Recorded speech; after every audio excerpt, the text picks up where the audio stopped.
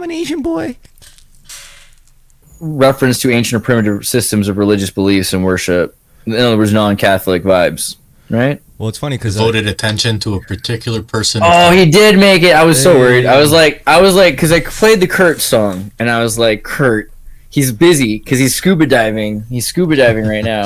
He's trying scuba Kurt. Okay, let's do it. Okay, so now we've got it. We got Terrorisk is here. I'm glad to have you back. Good to see you, bro. How you been? He's been wielding swords this week. Oh, you know? Every week. That's all I do. Pretty based. Vincent's in Quebec. He's chilling. How's it up there? Not bad. We had a tornado like 2 days ago. See, that's weird.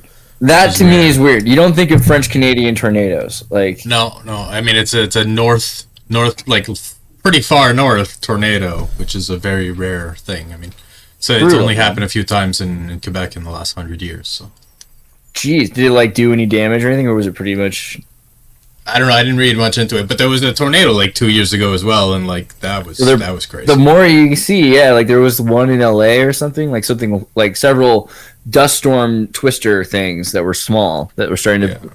So like this could be a small glimpse of what's to come, you know. Yeah. Right. Exactly. The CERN is it CERN? Is that it? I think the HARP. Probably. Oh, you think CERN? Because CERN is a linear accelerator and doing what they think is making Bragg's into Bragg apple cider vinegar. Whereas HARP is doing like the frequency in your brains. Yeah, and in the weather is the thing, right? Because HARP actually affects the ionosphere with the VLF band because you have the very low frequency is pushing radioactive ions. So anytime we've ever put off allegedly atomic blasts, there is radioactive ions which have accumulated in a VLF band. So when you go through the Schumann resonance, there's supposed to be just radiation, right?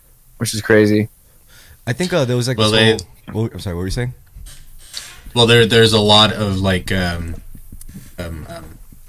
trying to alter the like there's a lot of they're putting chemicals in the sky and like constantly around here, so could be that Quebec is actually very much a place for experiments in terms of like weather control or weather manipulation or all that stuff, you know.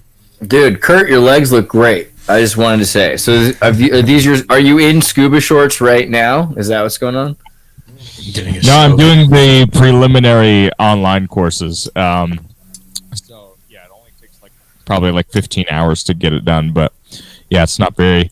The initial steps aren't very hard, but so you can do scuba online. Like, do you have to have a bathtub, or like what are the requirements to do online training?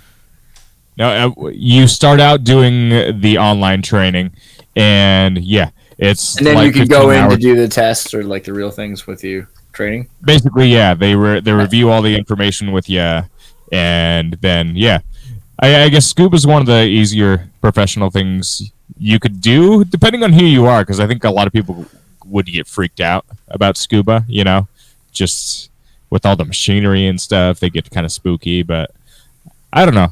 I think I'm cool with it. It takes a special type of person to do that, you know, like especially as a living, like.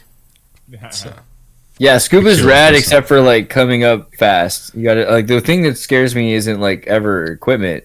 It's like if you had a lack of oxygen and you had a certain amount of time to get to the surface, and you have to wait because otherwise the pressure. Explode. Yeah, or just little bubbles form in your blood that cause aneurysms and strokes before you reach the surface. Like they could all kinds of little things. Yeah. That's the thing that stops me. I've always been freaked out about like those freak nature deaths. Like you could just be walking in like this beautiful area in nature outside and suddenly just drop dead because of like airborne gases from like sulfuric acid deposits or some shit. Like that shit will just fucking kill you. No warning, no symptom, just instant dead. And it's like that stuff is just out there. Close to volcanoes, especially. Like that's where you'll find shit like that. Don't think about it too much. Think about enough to avoid it. Chuck says that the American Time Machine camera angle always makes him uncomfortable. Let's get a little close up to see what he's talking about. Yeah. Yeah, this is really... I have no idea. Nice little gooch. This is the next level. Like, I think there's ladies that watch this show, so it's probably okay. But wait, you had your microphone up towards your face. There's some social struggle or socializing. Kurt, you were going to say about death and pressure? Oh, Well, like with scuba, like I was reading that you have some people get decompression sickness. You're not supposed to fly within like 24 hours ish when you come up from a dive or like double dive, we'll call it. But they say, I read only like 1% of like scuba divers they experience decompression sickness anytime in their lifetime. It's a very small number of people. So I guess if you know what you're doing, it's a really small chance. And it's not like everybody just dies from it. It's just like some people just get it and like, oh, that sucked, and they get through it. So it's very rare, and I think you have to be a bit on the stupid side to actually get decompression, like really bad decompression sickness. But I'm scared of like all the more reason to keep me out of it. Yeah. I'm scared of like there's cases of people who kind of forget, like they reach a sort of zen state down there, and then they forget that they're underwater, and they just take off their scuba mask, and they're at the bottom of the ocean, and then they drown, and that's it. And that's it's like it's like opening a door on a plane, just like, oh fuck, like a weird brain fart that happens. God, that's horrifying to think about. There's another word for that. It's called nitrogen narcosis. Like apparently you can, there's certain move your cable. It's weird, the sound. Better. Yeah, nitrogen narcosis. It can actually make you feel feelings of euphoria when you're down there. But like, it's just something chemical going on when you're down all that way. And it can cause you that or cause you anxiety, but it's just the water. And so if you're aware, you can get yourself out of it, I guess. Man, are you conscious that you produce ASMR violence with that microphone? That's like amazing. Like it's ASMR violence. I like that. That's a nice term. Thank you. It's the antithesis, right? Still, that's I'm overstimulated by this video. I'm so overstimulated.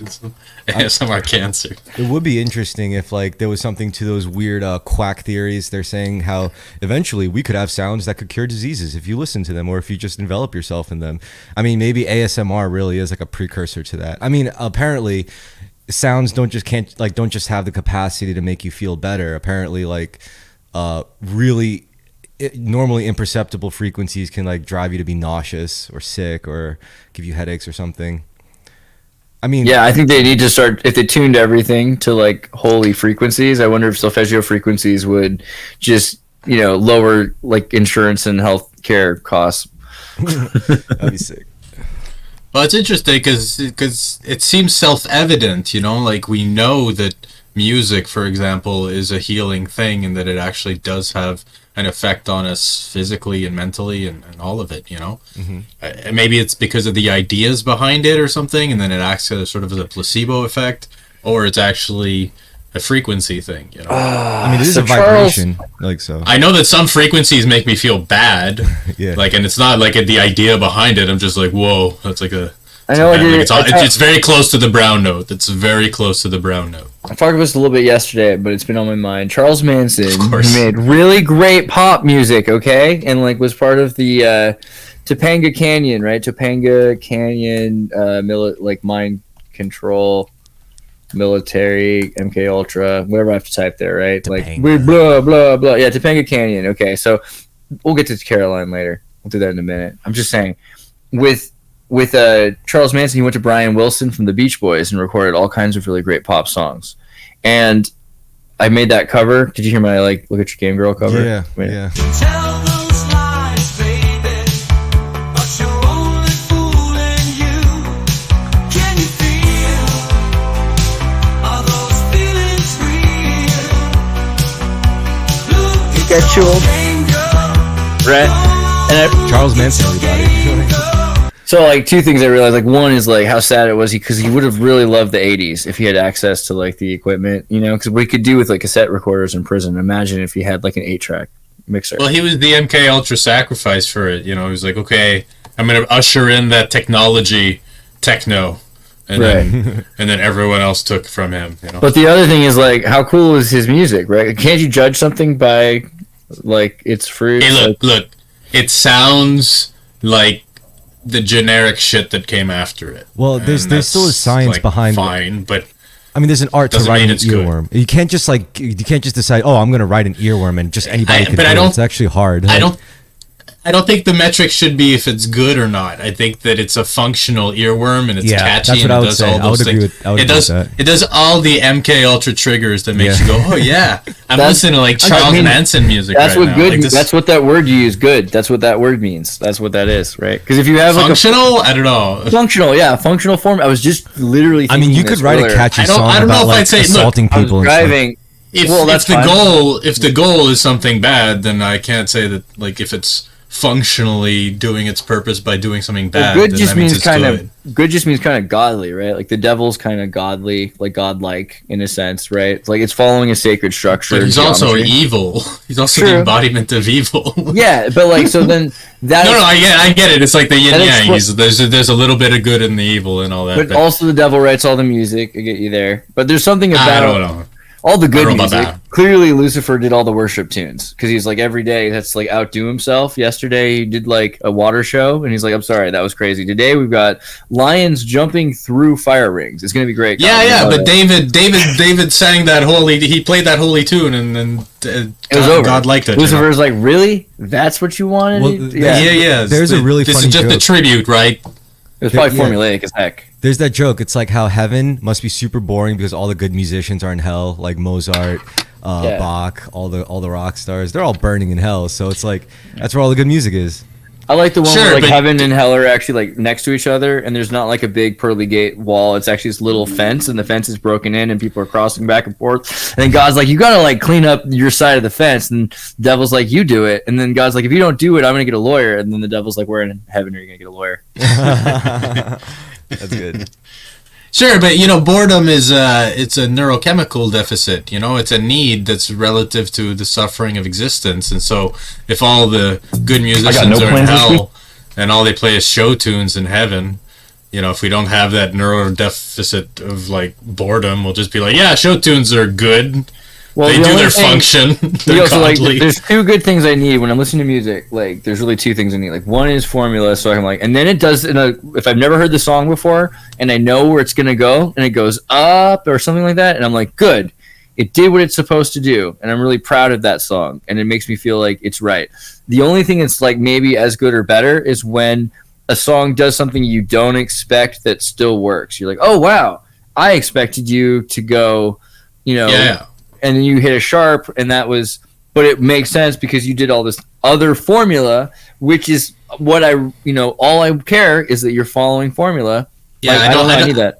I think that music is like a primary function of human existence, and that we all need it, and innately we create music, or we should. We all used to be very, very musical people, and then eventually the technology was like, oh, we should give it to professionals to make the music. But even then, we could serenade each other, and it was just common. Acoustic guitars were one of the most common things in the world. What do you think the for a first song while. was? It was probably a hum for a baby. Or someone was said like it was they like were- the human heartbeat. Well, yeah, but I mean that's a rhythm. That's just Or I not guess the that's first the song. Yeah, rhythm. Someone of because should life. I say the would've- first music. That's what it is. Yeah, like the first because music. I would have thought also like birds in the morning are telling each other it's all right, with sounds. There's like, okay, Sure, but let's think of, I guess, music as like a technology that's related to human consciousness. Like, because in nature it's just sound. Without human consciousness, we don't contextualize it as music. So a bird is just being a bird, and then we go, that sounds like a song, but really it's playing a tune that comes out so naturally that it can't actually frame it that way. So yeah, like it just singing is more of it's like a stream of consciousness kind of thing that comes out of you.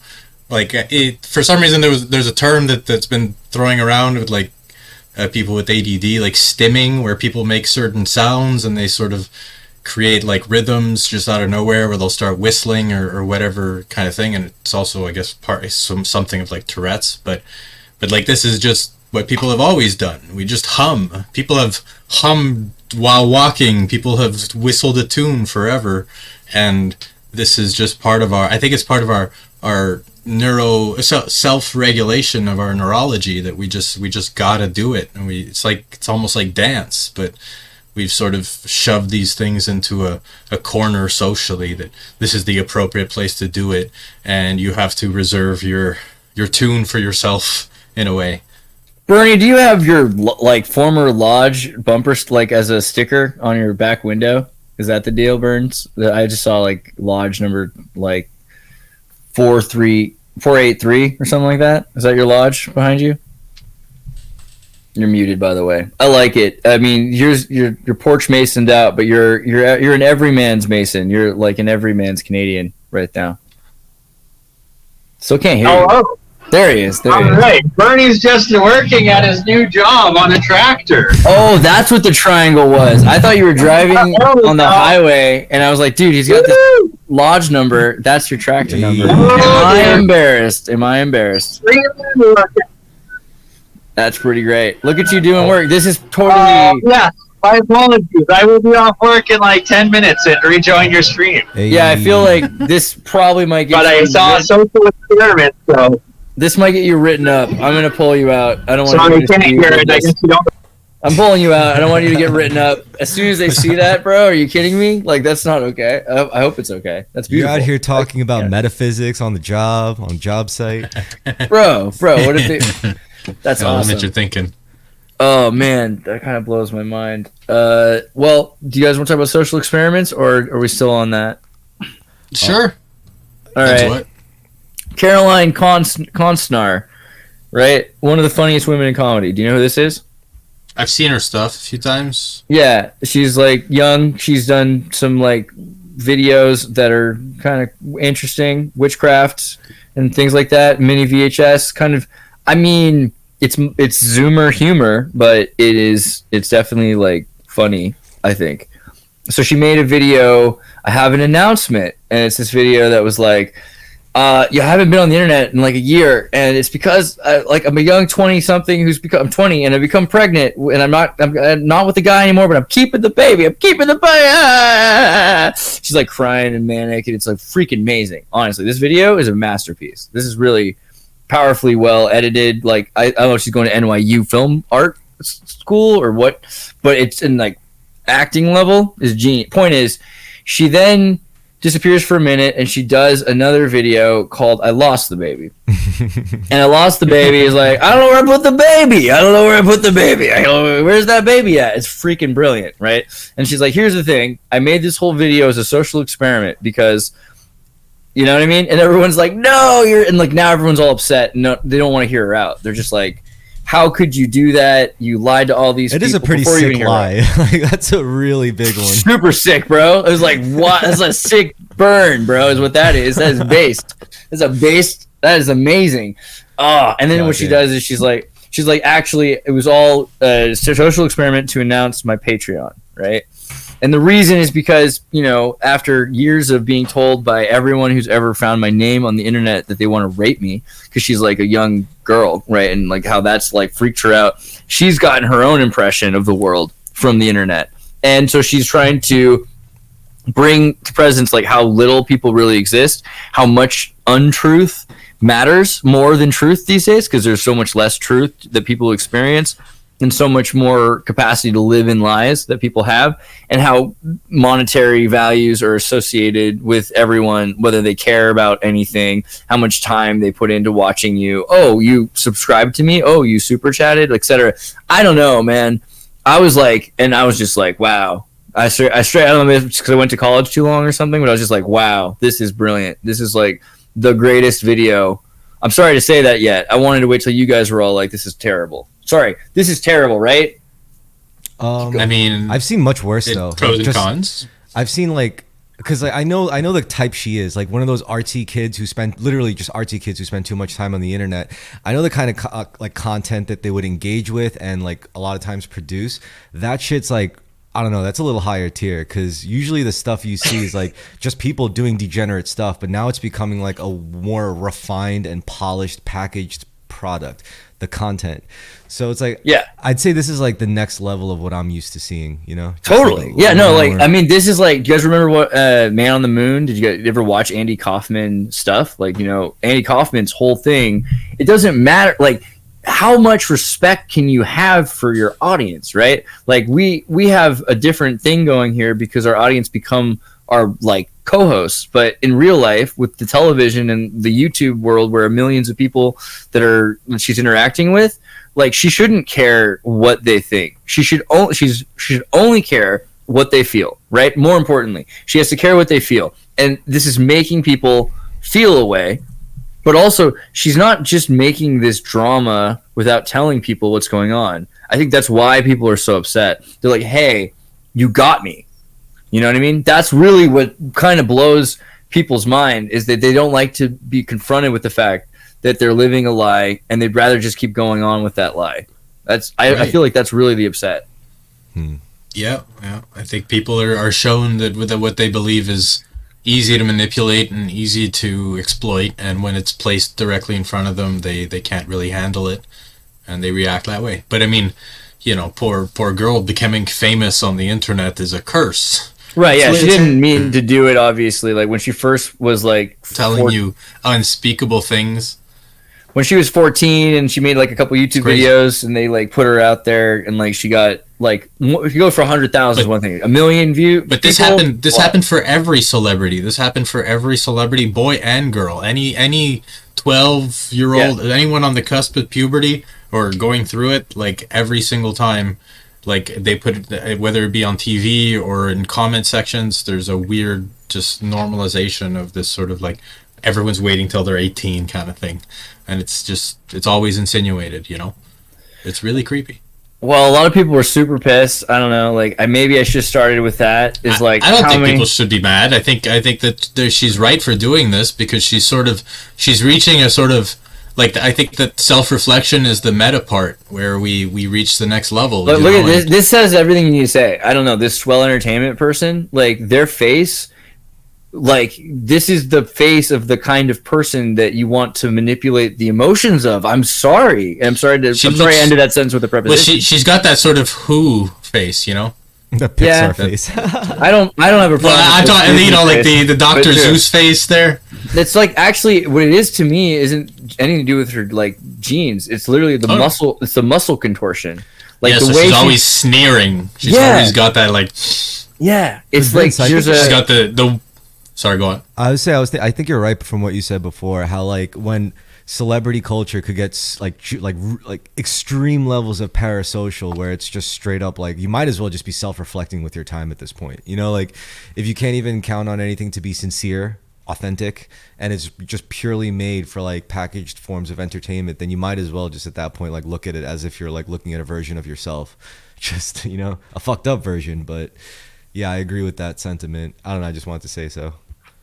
Yeah, so like, what do you do also where you're living in a world and you're young and you realize that everyone's living lies, and how easy it is to like show people that they're living in a false reality? It's like the South Park with Stan and the crossing over with John Edwards. He's like, no, this is not a psychic. Look, I could do it. Let me show you. And he's constantly trying to show them what this con artist is doing. Because he's like, look, if I could just do it myself to show you how he cons you. And everyone feels like he is either magical, unless he like says it's all a con. Like, they won't accept it, right?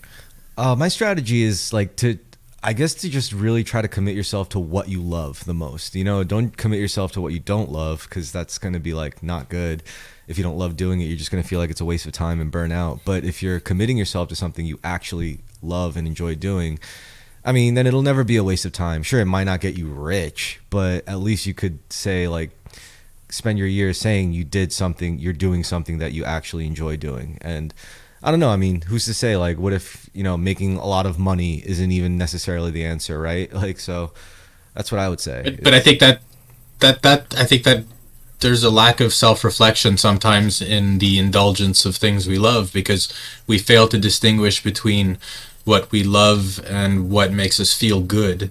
And this is just, you know, this is the very same thing about consuming these videos. People watch them because they love them, or they like them, or they make them feel good. but ultimately it's just blind consumption, and you gotta constantly be self-reflecting, because we don't actually know what love is or how to love, whether it be a person or a passion or anything like that, you know. And I think creation is the best route there. I think that passion and creation together, as opposed to passion and consumption, because consumption is a bottomless pit, but creation is a hill that you climb. So climb that hill, and that's better neurochemically than always digging through the thing you love. Well, forever. it's also, you got to think, it's like, oh, sorry, what? I was gonna say, Melissa says women have a really dark sense of humor. Do you guys do? Also, Melissa, do you really think that's true? I mean, I know this is funny, but to even say, but I'm serious. I really like that's a lot of female. I like a lot of female comedians. I made this joke before. Depends on the like, comedian. I was like, of course, when a guy tells me his honest feelings, like when a man tells me his honest feelings, I'm always like, wow, you were insecure about this little thing the whole time. Like, what are you, a little kid? Come on, man. And then when like a woman tells me her honest thoughts, I'm like, you're a bad person, but you're really cute. So I guess that's good, you know?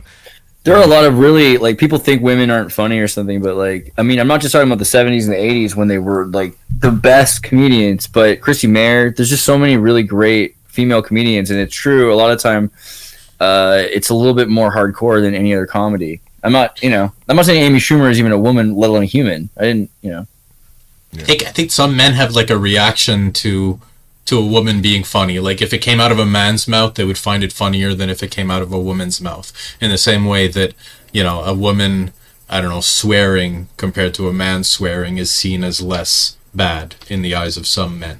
And so this sort of lowers the amount of audience that they can actually have, because I don't think that they were really given the real chance. Like they don't entrust it with it because they don't think it'll come back. But now we have more and more specials all over Netflix and all that stuff. So the problem is opportunity. You don't, because it's kind of like it's a wasted opportunity. It is a wasted opportunity. It is like the what do you call it, where you hire people that are, you know, the disproportionately raced. What's it called again? Oh, DEI, I guess. I mean, there's diversity, equity, and like all that stuff. Yeah, I forget. There's another word I'm thinking of. Where I don't like using these words because like people just go like, "Hey, that's a dog whistle" or whatever. But that's kind of a good enough to say a diversity hire, right? Because the problem with that is that they're saying we want to have people. So in order to do that, like I'm trying to say, like when they put people in college in the 70s, right, who were black, there's a term for that. Like with the minority inclusion, there's a term for that. Tokenism? Basically, but like what I'm trying to say is students who were able to do that ended up not being able to be themselves, you know, because you have to fit into the mold that they're creating for them. Today, it's a little bit like wokeism has replaced what you're allowed to talk about in comedy. Sure. So you're not able to say any, like a woman talking about things that started in the 80s would be okay. Look, this is an ecosystem, right? So like when they're pouring more and more affirmative action. Affirmative action. Yeah. But you know, like let's say diversity, sure, but the problem is the checklist. It's not the diversity. Diversity is just people being able to say, like, having an opportunity. It's what they do with that opportunity that really matters, and most of them will be terrible. The same is true for regular comedians that are normally shown. Most of them are fucking dog shit, and then out of that we get one Dave Chappelle or one Louis C.K. or one George Carlin or Bill Hicks or whatever, you know, like, and they're the ones that stand out. And so we got to sift through all the garbage, and we got to get through a lot of the garbage content. And it's true for all modern media that applies this sort of affirmative action and DEI. It's a bad strategy, because it shouldn't be that, like, you know, just throw as much shit against the wall until like a nugget sticks and like hope it's gold, you know, like it's bad for representation, because you end up having a lot of shit that makes people go, look, this is what they do with diversity. They're making absolute shit. They ruined all these things that people love. And then, you know, at some point, what they're hoping that it'll stick. Like, no, you gotta at least focus on quality, and then like make that the focus before diversity and before anything else. Just make sure you make something good, or else people are going to reject it. Well, when you say diversity, like, I feel like there's a difference between a American diversity and actual diversity. You know, actual Oh, yeah. diversity would be like playing foreign films, foreign shows, and exposing Americans to actual foreign shit. But American diversity is just like making American shit just a little more colorful, I guess, a little more inclusive. And that feels just like, I don't know, it kind of adds like a middleman to what you're actually going for, which is what you're trying to make shit more cultured, right? And it's like, We talked about localizers. You talked about localizers the other day and how AI is removing localizers, but this is relevant here too because the Western localizers are destroying anime, right? By like changing lines to be like about the patriarchy and yeeting. But they've always been doing this. I mean, if you look at like Fox Not Kids, anymore. Kid- Oh, you got frozen. Are you there? yeah, yeah. Repeat. Sorry.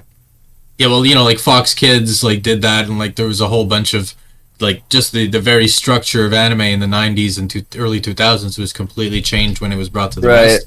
And like Sailor Moon, for the love of God. you know, like they took some of the things and like they would change some of the food. They thought like children were mentally handicapped in the West or something. They're like they couldn't understand that like a rice ball was food, so they had to change it for like a sub or something, you know. And just like these are unnecessary just cultural changes, and I think it's part of the it's actually part of the. Are you I mean, it's selling part of- rice in between the cartoon, or are you selling Subway sandwiches, Vince? It'd yummy, be I prac- love rice. The thing is, I think, yeah, well, that's the thing. It's part of the part of the psyop matrix. You know, like this is social engineering, and this is the very topic of this thing. You know, it's just it's a social experiment to see how they're going to influence children, and they did it in our generation, trying to put in certain messages. In the 80s, it started off with like just buy. And like the GI Joe messages would be like, you know, buy the toy and then like be good, don't smoke cigarettes or whatever, you know. And then No, the they're 90s, like the Flintstones smoke these Winston cigarettes. That's what. yeah. So it's like they're programming, and then they're like trying to fix their errors over time, going like, oh well, fuck, maybe we shouldn't have filled the children's minds with messages about like beating up your friends, like in Ren and Stimpy, or you know, like creating a bunch of Cartmans because Cartman was a reflection of that time. But then you just create this idol that people keep consuming and emulating, and you got to like deprogram after you've ruined a generation basically. And they're overcompensating now. They're going like, oh, we have to make all the inclusivity because they spent like 30 years or 50 years making gay jokes and like bashing trans people and like all this garbage that they filled all these old things with because they were still programmed with their previous crap. Like it's overcompensation. Yeah, 90s comedy was pretty bad. Well, it was kind of liberating. It was more gross. So, in more some ways. Yeah, It was like really bad for the most part. Yeah. It's deconstruction, but that's part of the process. It's part of the deconstruction and reconstruction of things. It's dadaism. We have to go through the fucking toilet before we can get to anything meaningful. You know, like basic shit. Literally, they had like comedy, children's comedy about like poo poo caca, fucking Yeah, I remember. snot. I was around. Like, I was around. I was alive. It was for that. really weird. It was weird. Well, considering Strange time. Well, I considering, miss some of the early racist stuff though. Like I remember there's this one guy I was talking about like racism early on, and it was like maybe '96 or something, compared to the late '90s when it was like I'm a black man. Like everything became that was like the thing, and then you have Dave Chappelle into Carlos Mencia, and by Carlos Mencia everyone's disgusted with it. But the beginning, there's this guy, and he's like, I grew up with a dad who was like he was a Nation of Islam, and he was very proud of being black, and he would tell us as a kid, look around, man, it's a conspiracy all the time. They're trying to tell you something. Like, well, look at this, like the black olives, like the green olives are in a jar, the black olives are in a can. Like, why do you think that is? How about the rice? Like this is the white rice. This is white rice. This is premium rice. Here's this wild rice. It's just regular rice, but it's wild, right? And like this whole thing, you're like, maybe there is something going on with the social engineering, just in the little ways, Well, it depends how complex it really gets, but I think like this is about like the spreading of memes from this sort of like this. I mean, it's like the shadows on the wall in Plato's cave, but that are self-generating, because culture is constantly mirroring itself over and over and over. And so let's say I spend 30 years of my life black consuming words on something. a white page. Newspapers are aggressive. That's right. Good call, Brian. Like, if I spent 30 years consuming something and then I create something now as a person, like that's the accumulation of that 30 years of consumption, and then it's just another part of culture that's mirroring all of that, and so it's constantly echoing to everyone consuming all the time. Like I think that's the basis of just the reinforcement of the illusion. It's just constantly being like, hey man, here's some micro messages that your subconscious is trying to process all the time. Buy, obey, drink, consume, fuck. Well, put on the glasses and you'll see it. So after hearing all of this, I think I've decided I will not be donating to Caroline's Patreon.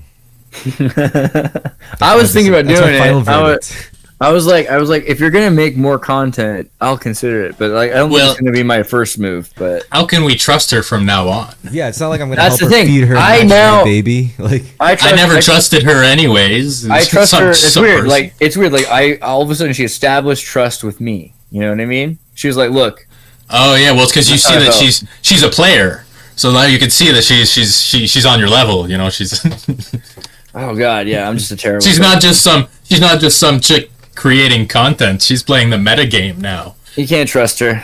You can't trust her. One Yeah, bit. she's on the Bo Burnham level now. I don't know. Maybe right. Maybe it's all just a scam. just don't give her your Her- money. You could follow her. Yeah, You it's could not- consume her content. Just do not give her money. Yeah, it's a bad idea. give me your money, everybody. Yeah, give because us I'm 100. pregnant and I just lost the baby as the stream was going, and I might find it again if you give me more money. Well, you should Kurt, do- why do you? Wait, Go ahead. sorry. All right, if you really want to scam people, you should make like a kickstart for some like fake video game or something. But Dude, real video game. Like that's the problem. I can't help yeah, but get. yeah. I get like by the time you. This is my problem.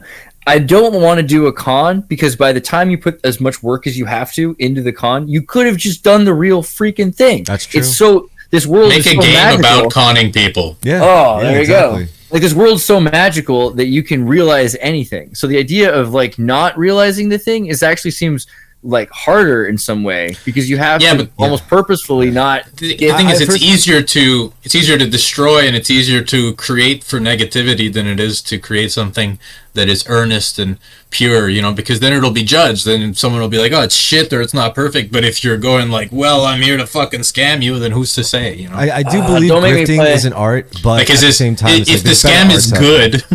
good, Yeah, grifting can be good, like an art form, but I think there's a lot better arts out there, that you should like invest your time into. I think. Vincent, Yeah. you saw Thundercats, right?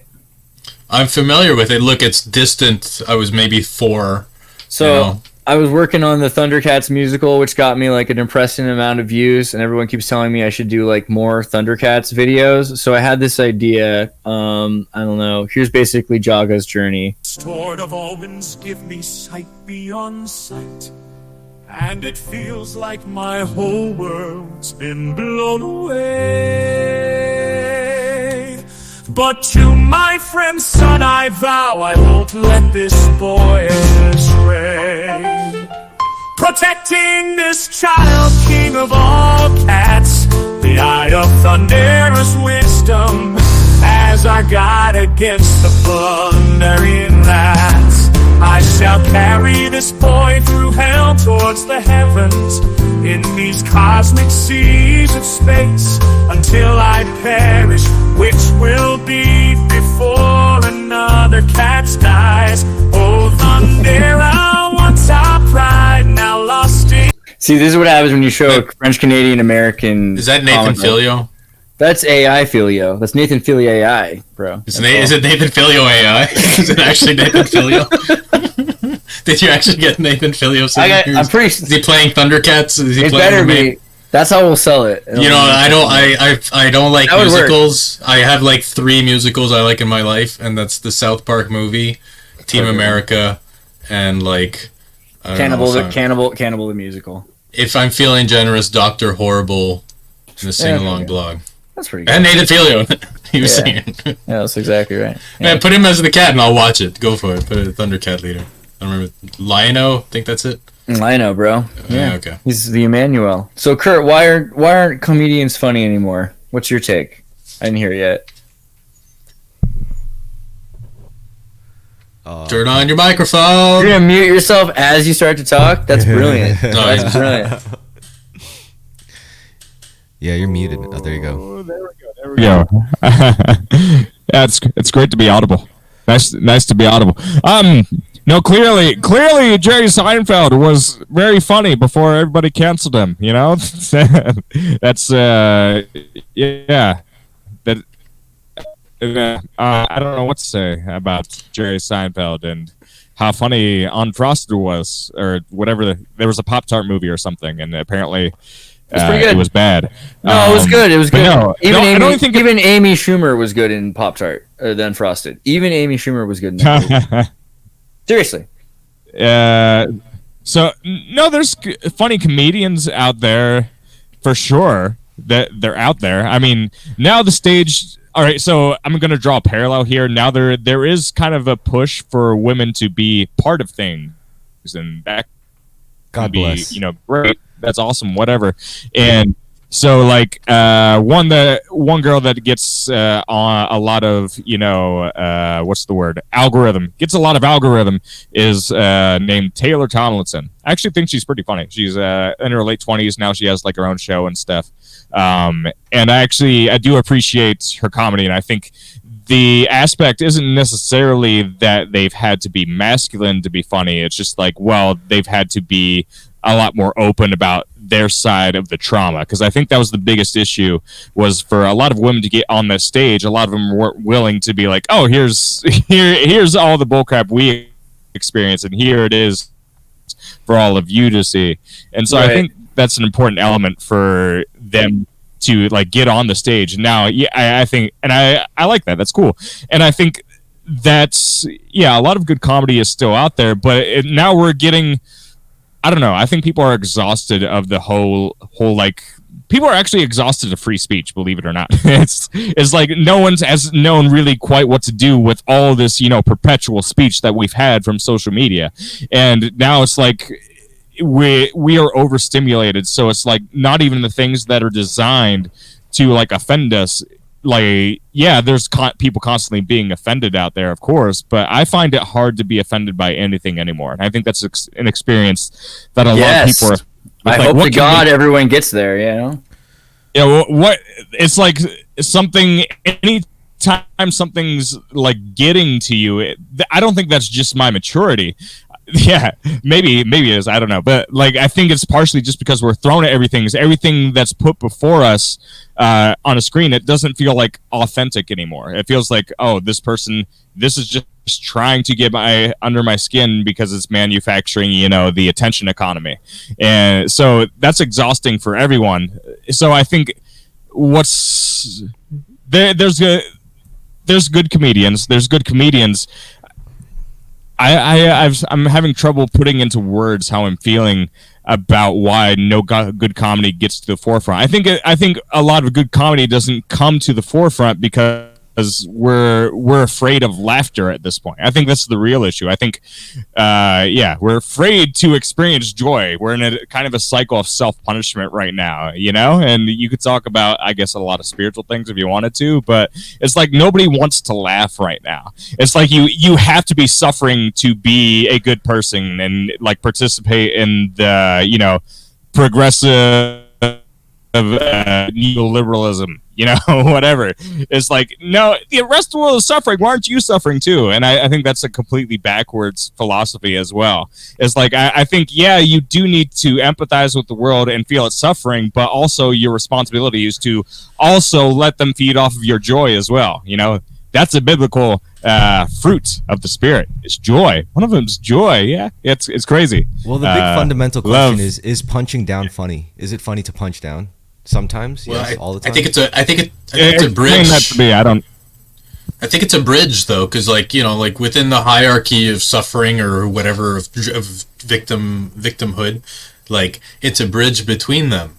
You gotta laugh at things in order to accept them. It's the first tool towards diplomacy. You laugh at me, I'll laugh at you. We both got fucking dumb shit. We're both human, and it's part of being human. I think it's like they're trying to like speed run social engineering right now. They're trying to like accelerate it to make it go like, yeah, you're not getting the message fast enough, so like, you know, like let's just cram it as full as possible, as fast as possible, and then people are rejecting it because it's too fast. The process towards normalizing ideas, it takes time. You can't just try to like really rush through it. There's still funny comedians. I mean, currently there's some that push the envelope and they get in trouble for it, but like they still survive in their own ways. They still have their audiences, like Shane Gillis or Louis C.K. Like he's semi-canceled or whatever. There's still some funny people out there, and people are constantly exploring new boundaries and pushing new ways to be funny. So you just gotta let them do it. You gotta let, like, the, you know, currently Kill Tony is one of the funnier things that's out there, and it's put at this point culturally where people get there and they're allowed to say whatever they want. It's improv, and you can just go and speak, and yeah, you might get in trouble for it, but they'll support you through it, and they'll help you if you're funny. That's what matters. It's just if you're funny. I feel like, is comedy always at the expense of somebody? Like that's like a rule. I think so. No, I think it no, might I be. don't think so. I think that comedy, interesting observation. There's something. I think that there's something. Babylon system cut you off, dude. All over.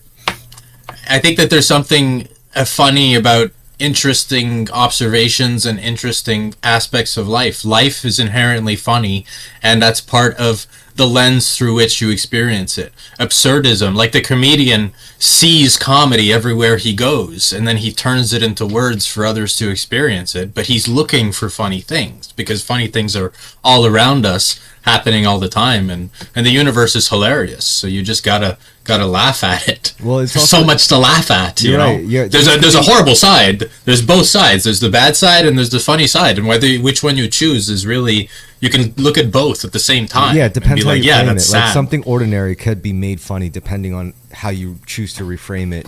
It's like something could be just normal, like whatever, like a thing, but a person could reword it and reframe it and present it to you in like a really funny way. I'm not good at that, but like that's. But one I think example. it's also how close you are to the problem. You know, like let's say you're boots on the ground Holocaust person. You're suffering like in World War II. Yeah, that's horrible. And then someone 60 years, 70 years later makes a Holocaust joke. That's funny suddenly. There's something about laughing about suffering and something about the way we process suffering that involves comedy. It's like I was watching, I don't remember her name. She's one of like the comedy greats. She did a lot of interviews and she had a lot of plastic surgery. I always forget her name.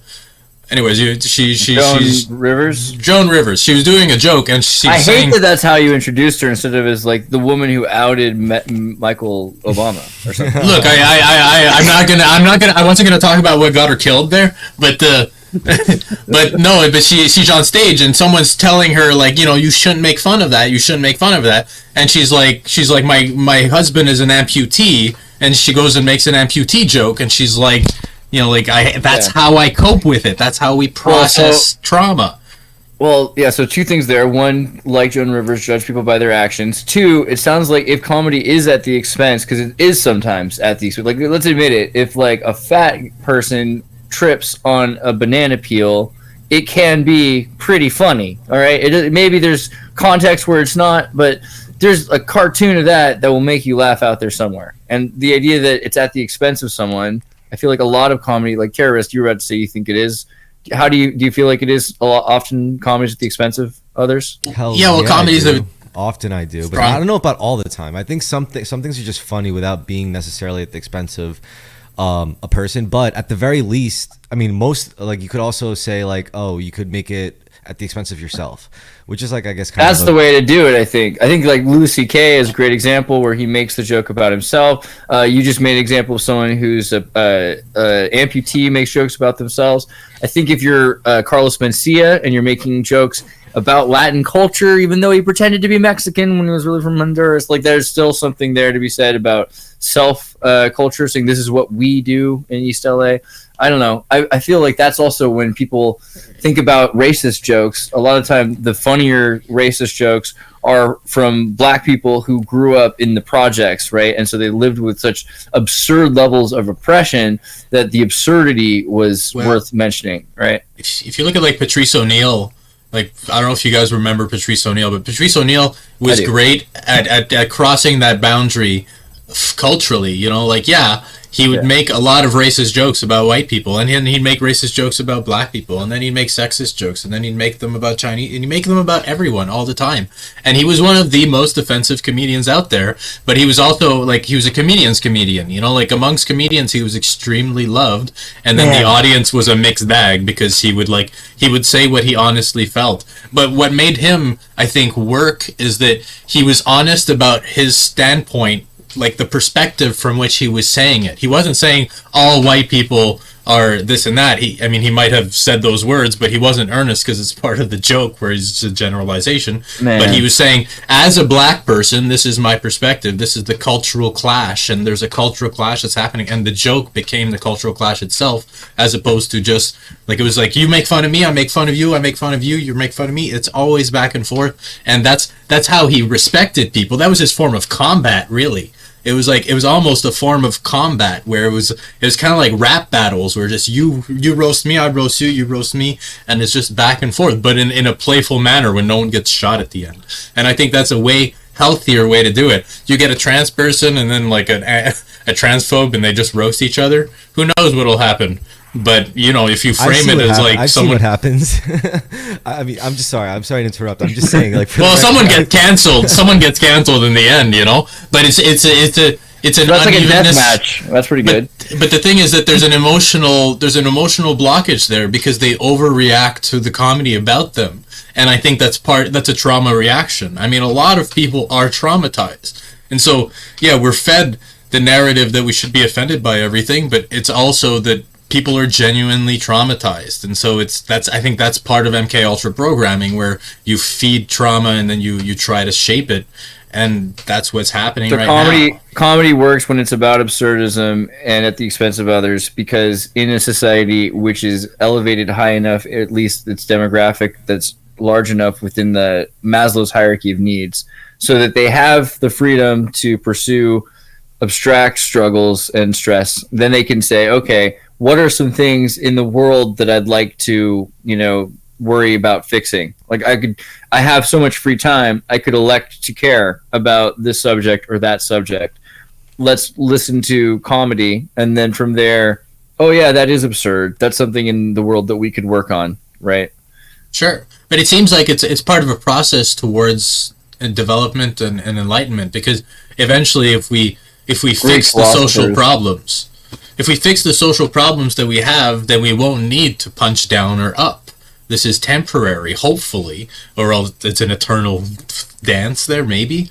But, like, at some point, maybe we'll reach the point where we'll be like, hey, man, we can have, like, ascended humor where we'll laugh about, like, math or whatever. Here's some math jokes or something, That's a good point. Like, whatever it may be, like poetry or, like, however you want to, they'll approach comedy in a different way that isn't to process trauma, that isn't to process the difference between all things all the time. But this brings up, like, what some people would call, like, quote unquote irony poisoning, where, like, you literally get your kicks from, like, ironic situations or, like, ironic jokes and stuff like that. I mean, to me, like, it's weird to call, like, a lot, like, to use that word for, like, a lot of situations that it's used for. To me, it's like, I think, like, it's usually situations that are, like, really ironic, and then you think about that situation and that's fucking hilarious.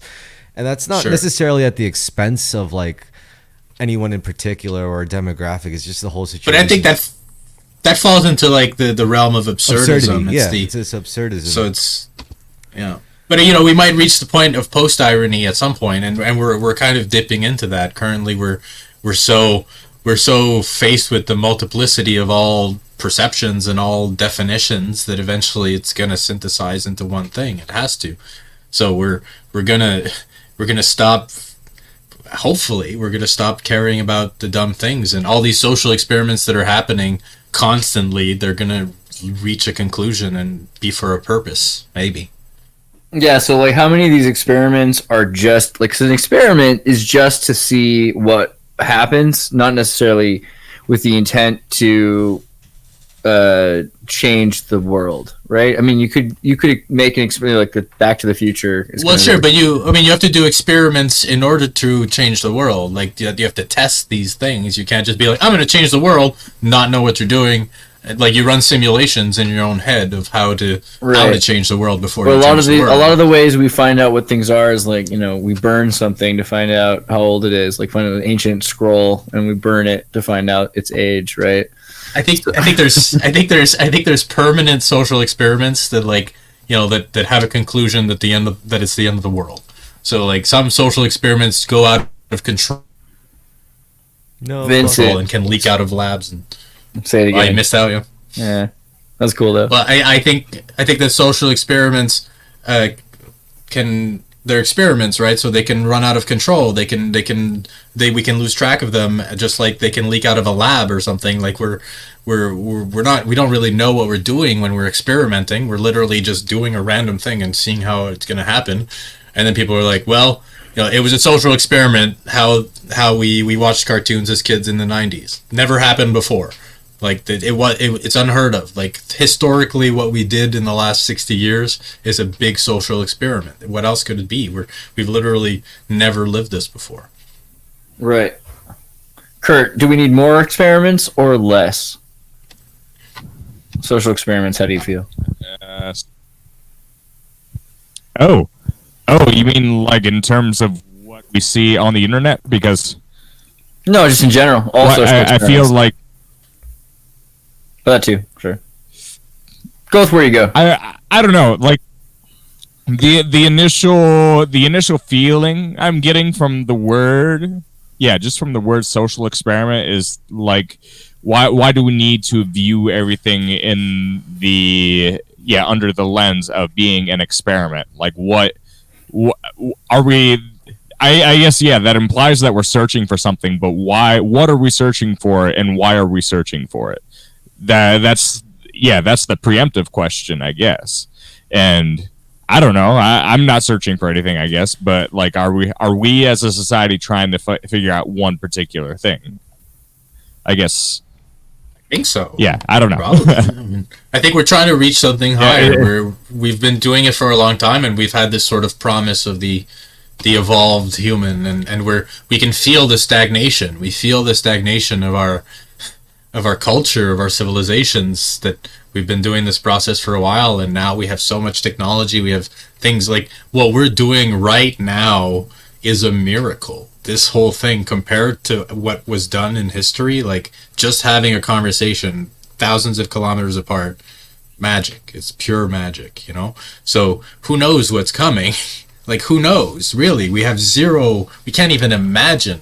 Yeah, solar flare, and then there's only a few people that remember how to use the magic mirrors, right? Exactly. Sure. But then, but by then we'll also be dropping nukes and so.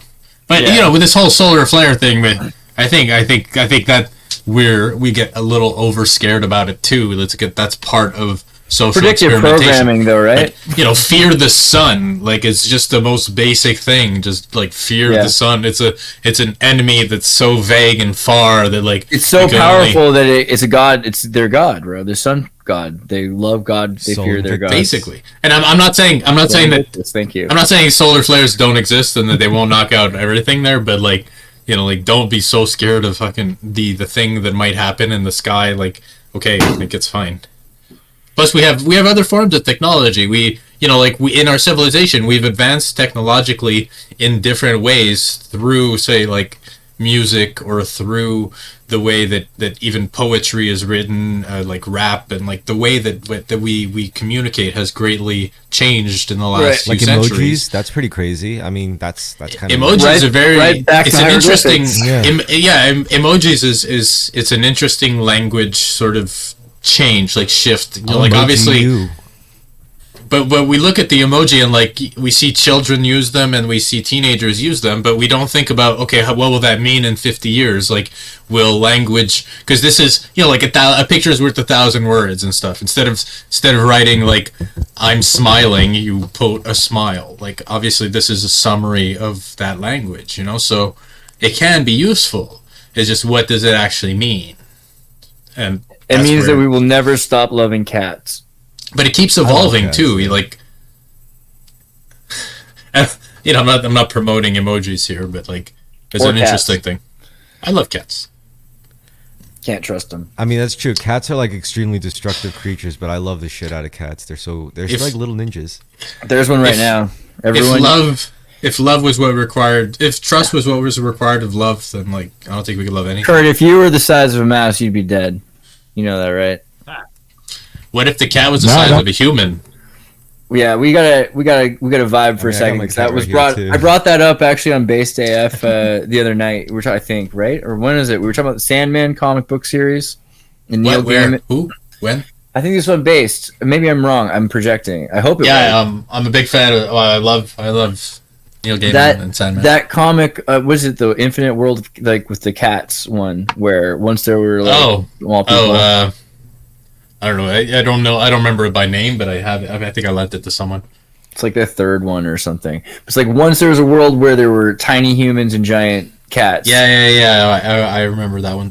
Honestly, I mean, I don't want to promote other people's shit, but like, that's the best audiobook of all time, like by far. Oh, it The was a good Sandman audiobook. Best audiobook I've ever heard in my life.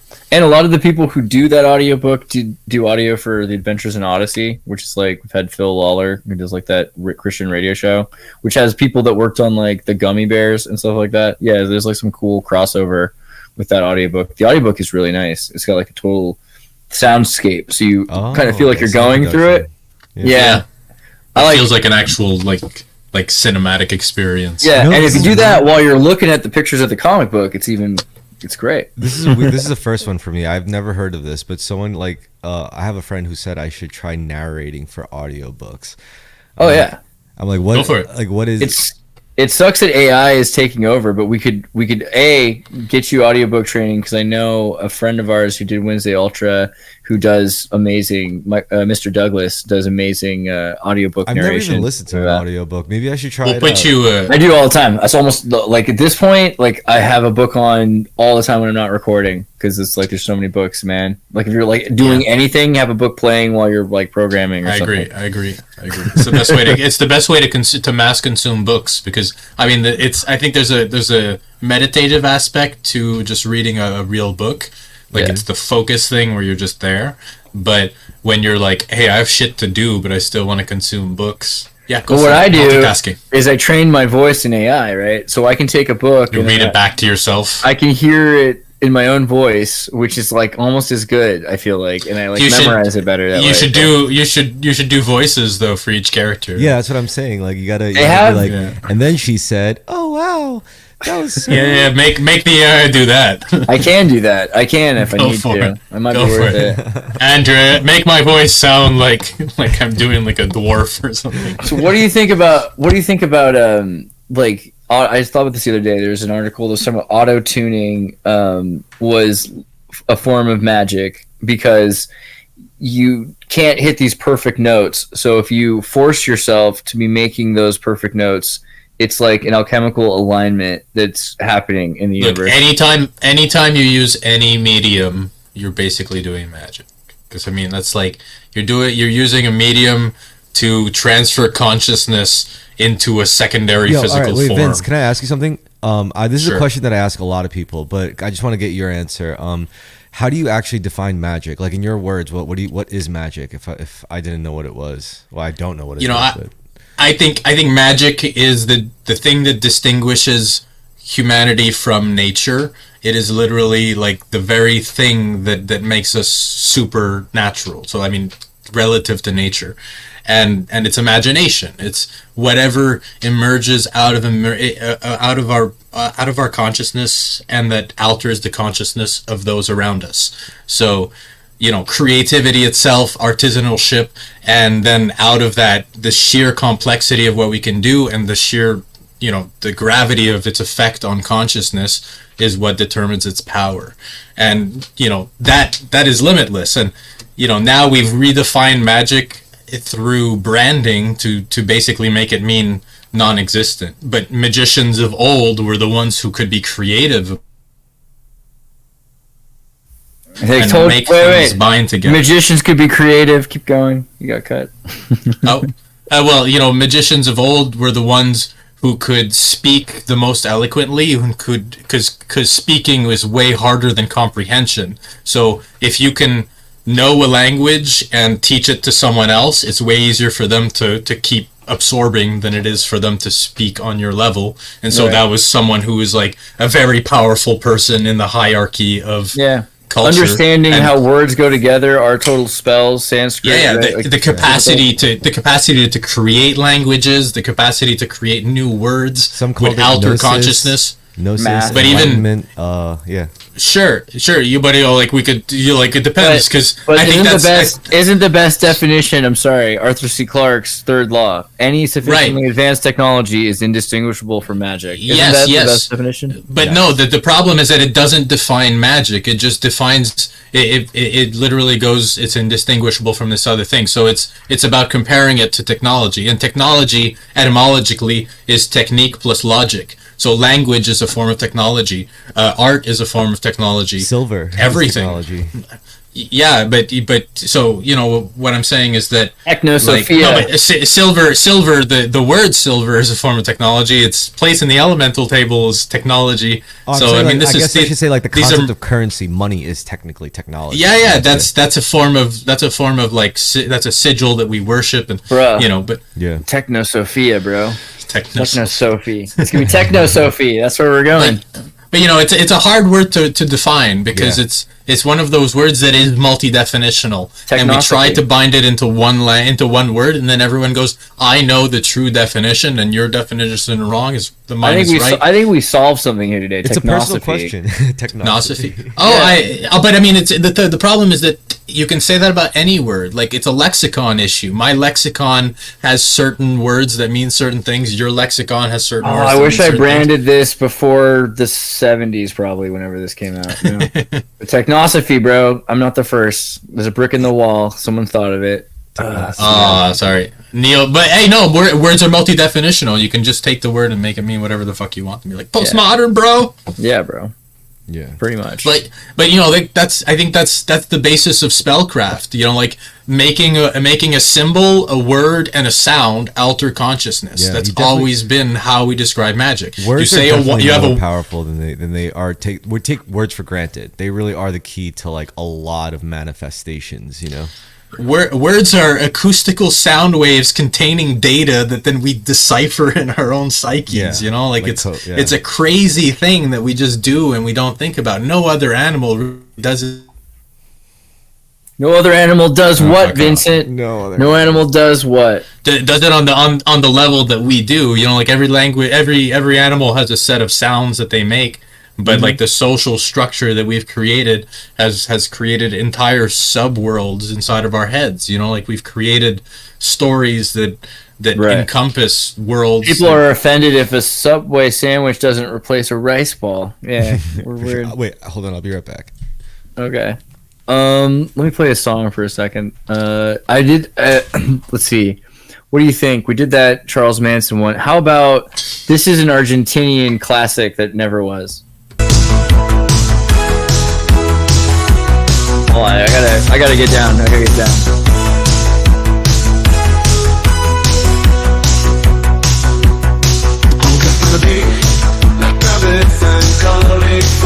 I left my head in California. My heart, found my heart in Argentina.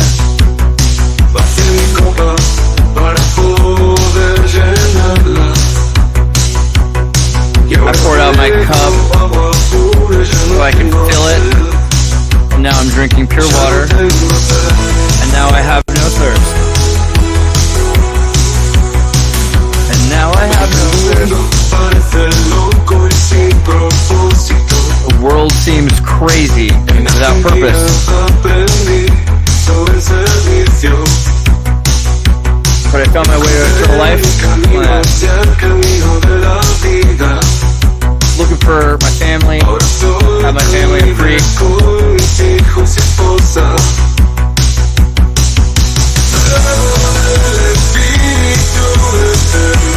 Somebody drinks the eternal spirit. Have no thirst.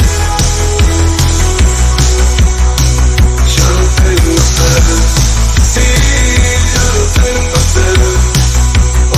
It's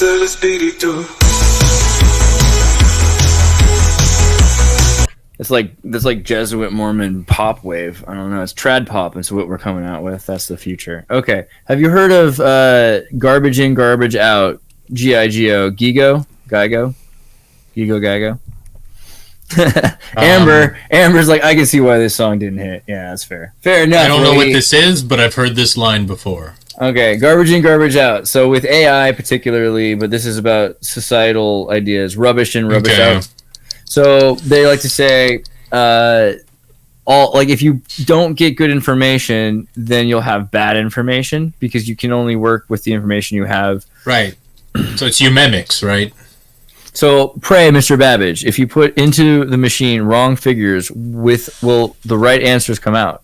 I'm not able to apprehend the kind of confusion of ideas that could provoke such a question. Right?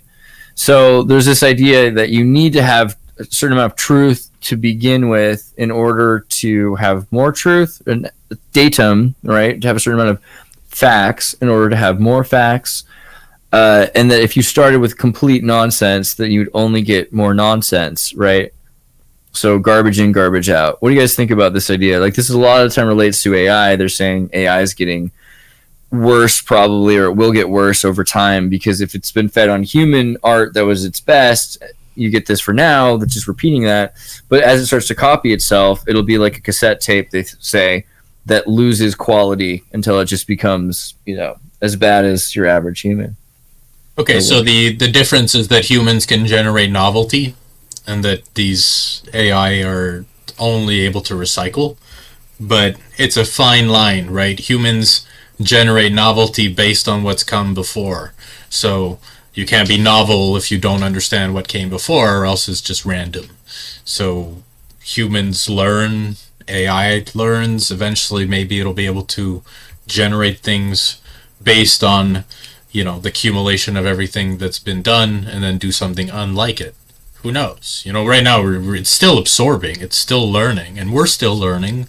Like, we laugh at AI going, "Oh, it can't draw hands." You know what's really hard to draw for humans? Hands. It's the hardest thing to draw. It's the hardest thing, and they're learning, and then we laugh at them. But we're really good at turkeys, which is crazy if you think about it. Yeah, well, that's because we trace, and tracing is cheating.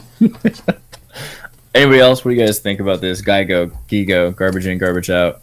I think that the Matrix produces garbage. I think that I think it's a consequence of the Matrix itself. It takes creativity and churns out generic Agent Smith garbage. I think it's like redundant copycat syndrome, and like one of the real only ways to combat that is, like you said, it's definitely a human solution. It has to be a human solution because it's mostly a human problem, really.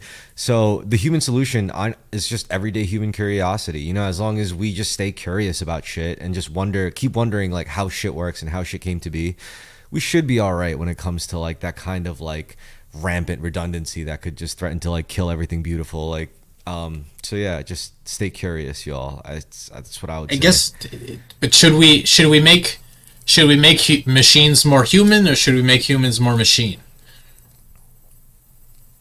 It's a question. I've been holding back. I'm trying to not answer until everyone else does, because otherwise I'll just rant my way through it. I mean, I ultimately, fuck. I mean, as far as like AI, like, I don't know, I'm okay with it because I trust life. I do I think like I'm like 51% trusting humanity. I have faith in humanity. 51% of me has faith in humanity. 49% doesn't. It's like coin flipping a grain of salt on it. Yeah. I think at least humanity has my net positive faith. Like 100, like always. Like really. Okay. But I mean, yeah. But if you see yourself running headlong like into a wall, you hit the brakes. Like would you rather be trapped in the woods with a bear or a computer printer? No, but I have like I'm all more fatty as well. But I think that when people say that they have faith or that they trust in the system or in the world or in how things will turn out, they don't factor in that the resistance is also part of that process. Like it's not like those that are resisting the change are counter to the flow of things. No, they are the flow. And so they're part of that process. If it goes too fast, too quickly, it's bad. We got to take our time. We have to listen to the resistance of like the for anything really. You know, like that's the whole conservative versus liberal like back and forth. They want to overstep and they go, whoa. Kurt, make man more like machine or make machine more like man? There's a third option. There's always a third option. Fuck the machines. You don't have to do anything. you just okay, you got muted. You got your cable. Your cable. Yeah, my cable. Yeah. There. Is this better? Yes. Well, it's louder. Go mildly. Mildly better. I like mildly better. Well, yeah. There's the assumption that you have to do something with them. You don't like. I don't know. But that'll happen anyway. So we can't discuss the do nothing because obviously something's happening. Like if nothing was happening, then I would agree with you. But we could just bitch it all. We're on the ship and we got to steer it in a direction. I think that's I agree. That's what we're getting at here. Yeah. So if that's the case, if we're trying to steer the ship into not crashing, I guess what we do is we try to make machines more human, I guess. Yeah. That seems like the right rational thing. You know, that seems to be an alignment with our will or whatever, you know. Seems to be the only option.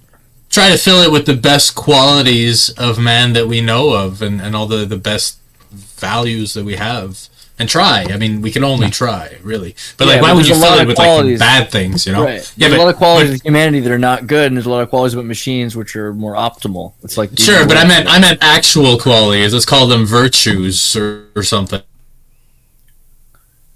Qualia. We know the good. Because we got to try. Like, you know, we could feed it the garbage. We could feed it all the porn. This is the main thing that AI is currently used for, just like everything else, porn. Because I think sex is the ultimate diplomatic tool, right up there with comedy, because sex is, like, it's literally how we communicate with shit the most. That's how we interact the most with things. There's a Rule 34 for everything. There's a Rule 34 for everything on Earth, including AI itself. So I think that Geigo is kind of nonsense, and here's my pitch. The problem with this is that it infers that some data is true and some data is false, as opposed to that data can be both true and false depending on how it's interpreted. So interpretation is really what matters. And in terms of a large language model, there's reasons why large language models produce the art the way they do. A big part of that is that people are talking to it. If AI was talking to itself and making its own art based on its own weights, it would be running a different system. The way AI is able to, narrow AI is able to optimize which flights would connect with each other around the world, or which people live in the areas that the most Pokemon Go characters were caught, or where people like to go to the beach more, where there are beaches. These are interpretations that can be inferred and logic can be found, right? So AI is doing that on purpose. AI is definitely, able to find out what matters. But that's a separate thing than the language model. The language model is just learning how to parrot and mimic conversation. So sorting is the issue. And if we had better sorting, then what? And okay, so how good is our AI sorting? If we look at DNA has been sequenced by taking huge amounts of broken up pieces of DNA and patterning it together, right? And this DNA has been degraded in ways that's similar to if you'd taken like 30 or 40 libraries and you shredded up all of the books in the libraries and you buried them and you came back in a year and a half and you found this compost pile and you tried to get an entire copy of Shakespeare. Like not the whole library, just one book out of all of that, right? And they have systems that can sort and infer and connect all that data together to do that. So we really do have really good sorting systems. And I feel like the more AI is going to grow, this is also, I was putting up the George Lucas quote, but it was like how people feel like as an AI in filmmaking is inevitable. It's like saying, I don't believe these cars are going to work. Let's just stick with horses. I think that's true to an extent. But I came up with, and I'm working on actually like like a paper about this. I'm a nerd. Compost in, diverse systems out. Working title, I don't know. But this idea that compost in leads to diverse systems out, because transforming poor quality data through proper processing can lead to robust and innovative AI outcomes. Right. Yeah. So I this is my pitch, but also my bet. I don't know what you guys think. What do you think? Is it Geigo or is it kids? Fuck. I mean,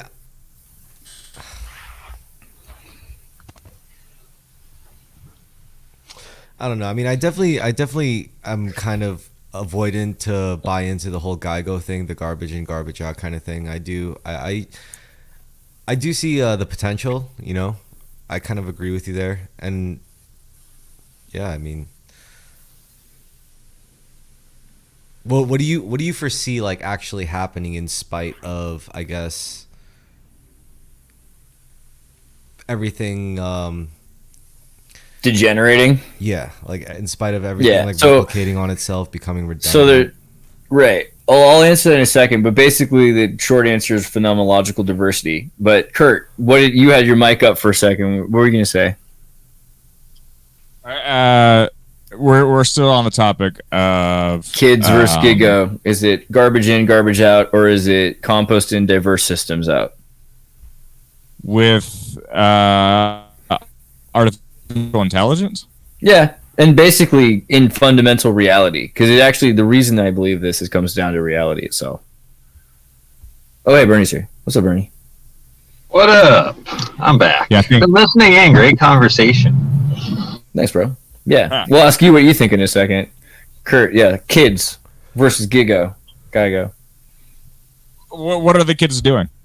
So they're leading through sorting of data to inferring information and patterns that we might not even recognize exist, right? This is how we find medical scenarios where they can predict 2 or 3 or 4 years before a doctor can that someone has cancer, because it can find patterns in people that we never noticed or looked for. So data can be found if there is data. Like you get and when they say garbage in, garbage out, well, a lot of the data in is video or sensorial information, right? So it's actual experimental sensorial data. So it's not just garbage, it's junk, but junk is compost. So if we compost that data and let things grow in it, It's fuel to grow your garden. hence the Suck. kids are, you know. But you don't Or think so? if you live in Calgary, Canada, they have now taken $55 million of taxpayer dollars to start a compost heap for the city, and it's because it's $55 million, not because it costs that much to simply cover rotting vegetables and turn it into soil, but because they're repackaging it and selling it to everyone and turning it into an industry. So literally, your garbage will turn into fertilizer. Right, good metaphor. But yeah, and just the literal like metaphor is good. But in terms of this idea of like data or information that is broken up, what do you think? Like Kurt, is it? Can we turn the poop into magic? No, I think we're starting to realize the limitations of a lot of what we're doing. Like in terms of like computing power, like the prompts that you put a prompt into AI, like any prompt, and apparently it takes like a lot of energy just to generate that prompt. And well, theoretically, you know, we have this super awesome amount of energy coming from the sun, and maybe all of that's sustainable. I don't know. But I don't think a lot of the information that we've been sifting through is like we all always have to bring back the information to our lens. And so if I don't know, there's a lot of great information that's just in these dark corridors. We'll call it, I don't even know what to call it, this big, huge, you know, conglomerates of information. But like, I think a lot of it truly is wasteful, and that's why we're a little bit exhausted of the whole thing. But it's, again, it I seems think like we're isn't exhausted that the media, we're exhausted. Isn't Sure, it the but- humans? It's the humans that are doing the prompting. And so when the humans are doing the prompting, we get bored of what humans have to redundantly ask for, right? It doesn't have to be that way. AI can do all kinds of different things. Like the only thing that's really, when people say that the AI art is redundant, what they're missing is it is new enough that people are finding it novel right now.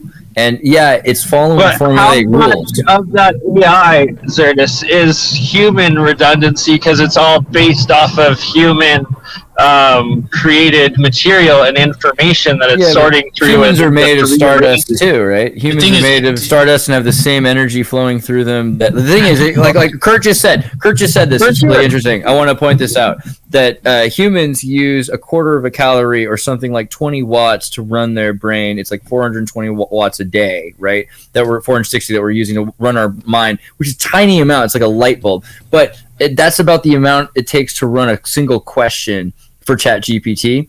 And so on one hand you could say, wow, it's using a lot of energy and like we should like not drink milk. On the other hand, you could say, wow, this thing is this highly energetic being that is filled with so much of this energy. And how much energy is there? So much more energy. And as we get to the point of singularity, it will be necessary for that energy to be channeled into actually prompted, properly guided waves. That's how we become a Dyson sphere, right? It's through like merging our consciousness with like pure intelligence.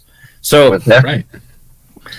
Well, that's what we're doing. That's what we've been doing with the internet for a long, long time. We've been amassing all this knowledge and all this information, and Psychic no energy. one person can actually access it all. And yeah, it is kind of psychic energy because it's all our minds creating it and putting it all in there, and then we're creating this sort of like this weird noosphere of just all information contained within the internet, and then now with the AI, it's a way to process all that information. It feels like the next logical step because we've been just amassing all the culture and all the knowledge and all the information, and now the AI is there to create a hybrid of all the information together and all the language differences, and maybe create a new language for humanity, because I think that will determine the way that we frame reality. That's the operating system by which we navigate the world. It's the language. That's what makes the difference. So once the AI generates a new Is AI the Tower of Babel, essentially, in the one world language that connects to God, or which is essentially the creative consciousness of? I gotta do this for a second. Hold on 1 second.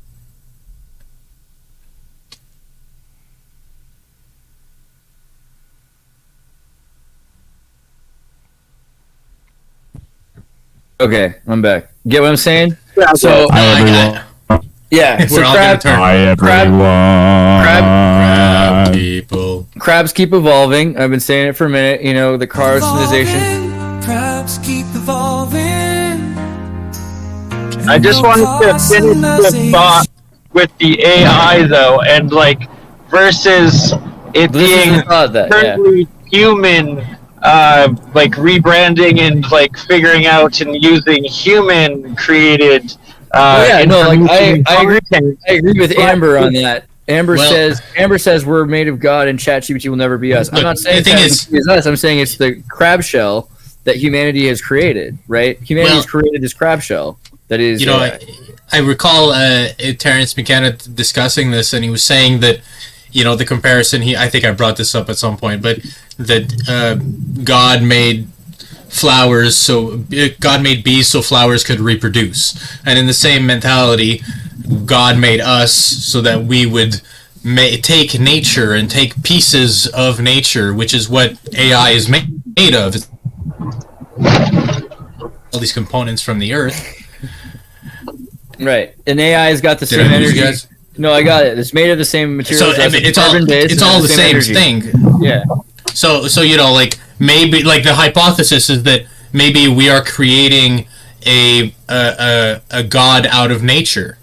Maybe that is what AI is. It's a mind for Gaia, and maybe that is the destiny of humanity. Maybe that's why we were put here.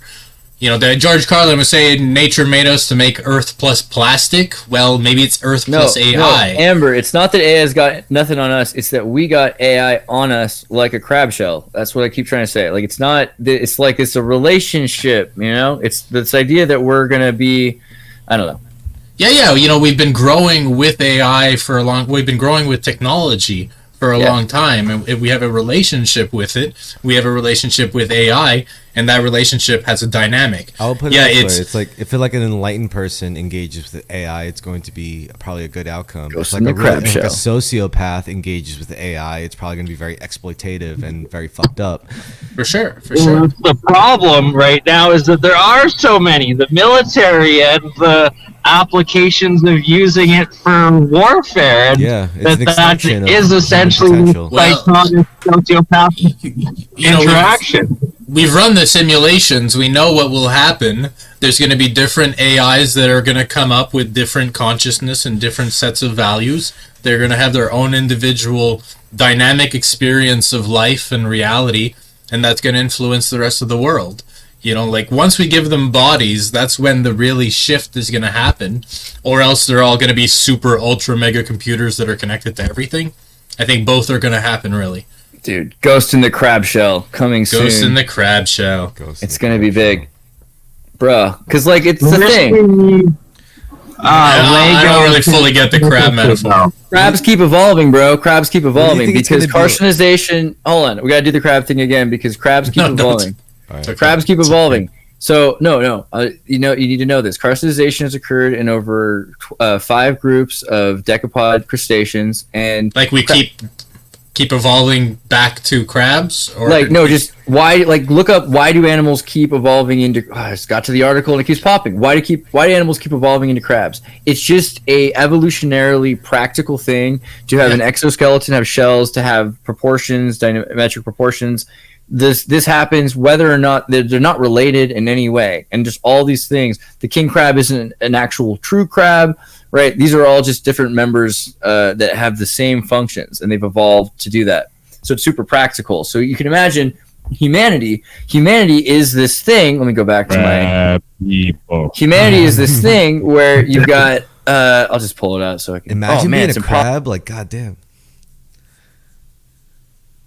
So humanity is this thing where we're wearing our cities as this shell, right? And we have like the pearl, the mother of pearl that is the noosphere that we've created, which is all of this data that's connected to us. And we are the world itself. The world itself is becoming a singularity that's wearing a shell. So the world itself is crabified. All right, that's my pitch. Okay, we're back. I get where you're going with that. Do you think we're heading into like a VR world? I think that VR will be really useful for the integration process. As a tool of like, you know, basically if they come up with the VR that manages to distort time, then they can like create an outer layer of reality above the Earth where people can live in a time distorted manner. The internet, except in our consciousness, you know. Yeah, I think that. Do you think that the whole human consciousness will be part of the brain of this superorganism as opposed to part of its physical body? That's like maybe it already is. I don't know. You know, it's hard to tell. Like we only know the limits of our conscious awareness, not our unconscious, which may very well be connected to something else entirely. And I hold that notion quite, you know, strongly that it's possible. Yeah. So, there's been recent videos talking about the gut biome as well as brain biome, that there's biome living in the brain as well, right? I think that everything has a biome. It's absurd to everything has a biome. It's all the ecosystem. But the things that are beyond us that are cohabiting our bodies, that are connected to our bodies, creating responses in our bodies. Yeah. Right. So we are a collective beyond just run by the brain. It's interesting because to me this sounds like a form of possession. You know, it's like bacteria alters our behavior and creates urges in us, and that describes demons possessing or angels, or whatever you want to call it. That like, you know, I remember there's an anime called Mushishi, and it sort of has this imagery of a doctor. He's going to heal people, but he can see people's diseases, and he can see that it's like they're like demons, but they're in like a stream of they're in the stream of consciousness itself, and it's a really, you know, I think that there's probably something there where we've created these metaphors for disease and bacteria as demons. I mean, it's words. What's the right word? A disease or a demon? Who knows? The person is rotting away. That's bad, you know? Well, it goes into a lot of these people talking about these parasitic cleanses, and that they feel like they're actually having an exorcism of an entity out by getting rid of these microbiome parasites within them. And that's essentially exactly what you're talking about. Yeah. I think it's something that should be taken more seriously, and you know, like it could very well be the old dragon, the worm, like all these things that have always been what we kind of connect with demons and all these things that I guess plague the human mind. You know, like we can reckon the snake in the garden, like could have been a parasite. You know. Well, it's give me some sugar. I mean, it's creating sugar. It's like you could also a say tapeworm is actually a demon within you. Yeah, craving sugar. That's what made her take the apple. Yeah, if there's a sincere belief in like something possessing you, a demon possessing you, whether or not that demon actually exists, it's kind of irrelevant when that person's actually driven to do like demonic shit. Then it might as well be real because it affected this person to such an extent where it caused them to act out in a way. Yeah. It's almost like a mimetic entity that like can actually latch on to people's consciousness and then spread like accordingly. Like the Joker, for example, people go like, yeah, I identify with the Joker, suddenly start acting more and more like the Joker, and now the Joker exists a little more in the real world through those people. Well, I mean, this is why it's like I'm prone to like trying to break shit down to like its most basic things, and when it comes down to it, I see patterns. You know, it's like that's right. There's patterns that lead to specific outcomes. So it's the question is like how aware are you of first your own patterns and then the patterns around you, like of like nature, of other people and whatnot, and physical patterns, emotional patterns, your thought patterns, and all that stuff. The patterns that you create yourself with, and the symbols you associate with yourself, the whole reality, the things you consume, much, the heroes that you look up to, the archetypes you choose to emulate, seasons, like the day and night cycles. That's like your whole shit. It's all patterns. Because if there's one thing you can be sure of is that it never stands still. Like you never feel one way forever. You never think one thought forever. It's never like one point in time forever. It's always moving. You know, that's like it's like a hermetic truth. You know, Constant. It's like that pendulum's always going to swing. The question is like, is it going to swing up and down, left and right? You know, how much of that can you like actively manipulate as a being, as a spiritual being? Like to re-elevate yourself when you're caught in a downward depressed cycle, right? To know that you're on a roller coaster, that pendulum, and to not let it get sucked into the spiral, and to then be able to transition into the inertia going back the opposite way. Yeah. Well, I like these sort of like little memes we generate to uplift the general population. You know, like we say, life is a roller coaster. So you know, ride the wave, make the fall part of the dance. Like all these little terms that we create to remind ourselves, like, hey, yeah, you know, it's okay. Like you're gonna get out of it no matter which situation, and you're gonna rise and fall and rise and fall. And fall asleep, come back awake. Fall asleep, come back. We need to hang in there, Garfield. Yeah, it's like I see probably. this, like, you know, if it's like a pendulum, and it really is like one thing you can be sure of is you're gonna have positive times and negative times, and that's like one thing you could be sure of. And I think that's where you realize like, all right, if it's left and right, then it's also a 90-degree adjacent. So it's not just good and bad or dark and light, but it's also up and down, like higher and lower. And I think that's the real basis of like prayer and meditation. Like if it's going to swing the negative way, well, that's when you want to swing upwards. That's when you would like pray or meditate or whatever. And then when it swings the right way, where it's like everything's, you know, positive, that's when you sink lower to actually enjoy it in the material world, in the material sense, in the visceral sense. And I think it's like a skill, it's like an art in itself to be able to kind of manipulate your presence in that whole dynamic. Yeah, well, if you stay down too long, then you get stuck there. If you stay up too long, then exactly. You miss out on the good stuff. Yeah. Yeah, you got to swing. You got to swing back and forth between chaos and order, and just you're always alternating between the two, riding that line between the two. Yeah. Super important. You can't appreciate the good times without first experiencing the bad, right? Can't contextualize the good experiences without experiencing the harmful suffering, all the things. So, for sure. But it's strange that like it takes those lessons, and we underestimate it. Young people, they experience empathy for the first time. They experience empathy like on a global scale for the first time, where they're like, suffering is so intense. We must do something immediately at our age of 15 to 24 or whatever, and then they get radicalized. They just get someone tells them what to think, and here's the solution, and then they just go, well, we have the solution, let's go forth, But they don't. They take advantage of emotional response. Indeed. But it's a hard thing to manage. Yeah. Like how do you because that's social experiments as well, like they don't know what's right, but they're just going like, hey, our gut feeling, which is actually just completely propaganda brainwashing, like, is the right thing. It's like, okay, but we've all been there.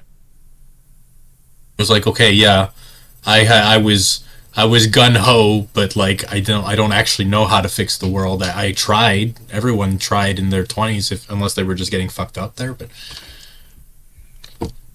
yeah, who hasn't written a revolutionary manifesto in their 20s, right?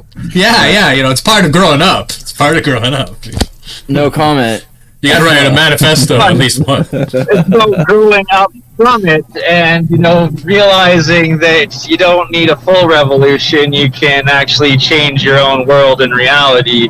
And with AI, it'll be even easier with AI, you can just Mad Lib a manifesto like in an instant now. It's like, these are my beliefs. This is my desired reality. Please create a manifesto. And then, yeah, he didn't even read it. Right. he probably didn't even do the crack that they sprinkled on top of him when they left the manifesto with him. Are you kidding me? Hey AI, how do I tell me AI? How do I do good? I don't know if you guys want to talk about Hong Kong court convicting the Hong Kong 47, like the democracy trials. What are you guys thinking about this week? I love democracy. That's what I think. I'm a stout supporter of democracy. See, I was about to say the opposite. I was like, here's this is the hot take. Like, you know what? I'm in pro favor. Hong Kong. I'm in favor. If I'm in small groups and we have to go eat somewhere, I'm in favor of saying we should vote on it. I don't know about whole government, whole.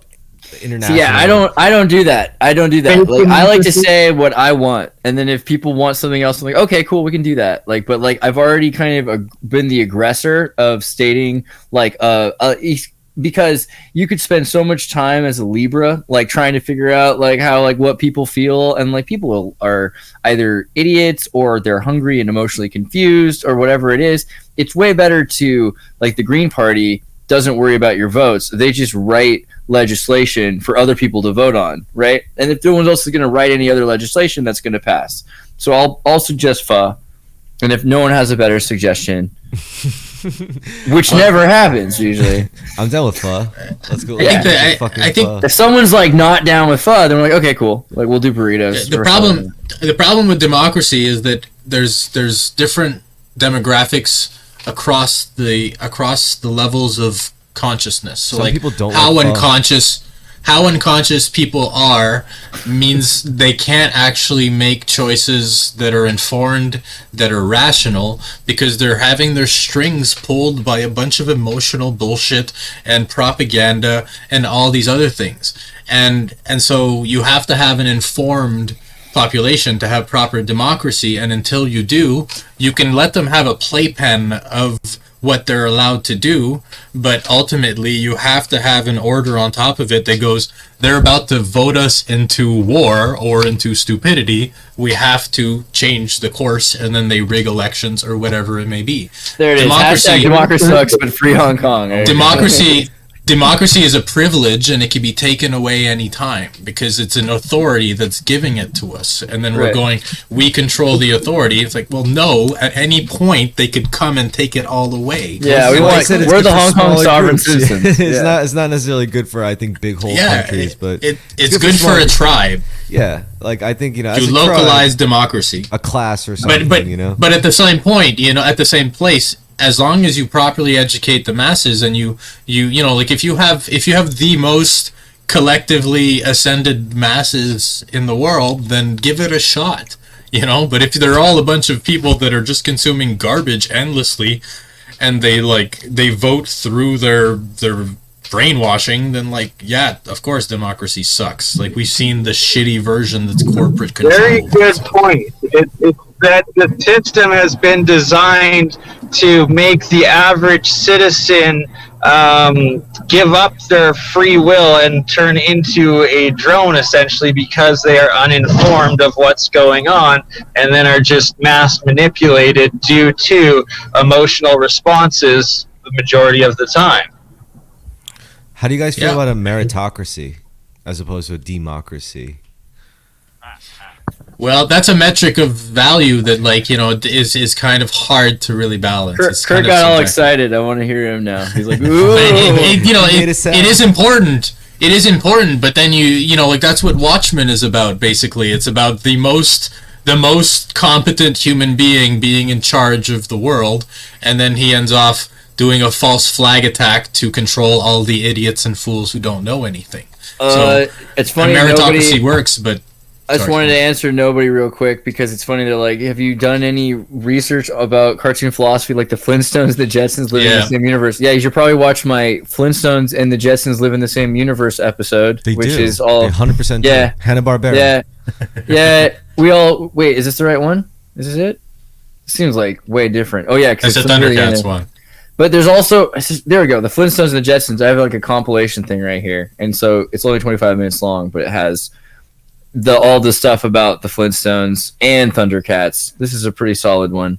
This one should get some more play. I'm gonna push this one out there more, But basically, you see in the Hanna-Barbera movie that it's like Aldous Huxley, and they live above and below the clouds, right? Brave New World. Like, the Flintstones is basically Flintstones, and the Jetsons especially are based on Brave New World. So there's that.